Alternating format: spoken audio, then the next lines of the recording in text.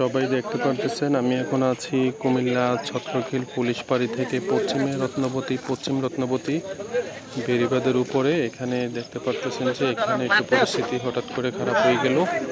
পরিস্থিতি হলো যে এখানের যে পরিস্থিতিটা, এটাই যে দেখতেছেন এখান দিয়ে পানি আসতেছে হঠাৎ করে উপর থেকে। এই যে টার্মেন যে মানুষের যে কৃষিখাত করে, এগুলোর যে পানি মানে শীতের সময় যেগুলো দিয়ে উঠায় এগুলো দিয়ে পানি আসা শুরু করলো। তো এটার মুখের মধ্যে ওইখানে অনেকেই চেষ্টা করে এটা মারতেছে, দেখতে পারতেছেন সবাই দেখেন ভিডিওটা। এই পরিস্থিতি এখানে বন্ধ হচ্ছে না, তারপরও চেষ্টা করতেছে সবাই। ইনশাল্লাহ একটু দোয়া করবেন। এদিকে পরিস্থিতিটা আপনাদেরকে একটু দেখাচ্ছি।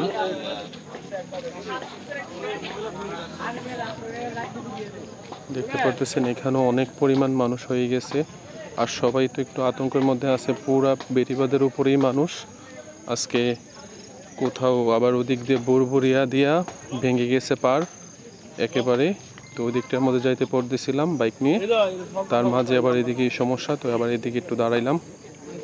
এখানের পরিস্থিতিও খুবই খারাপ, বন্ধ করার জন্য চেষ্টা করতেছে, দেখতে পারতেছেন।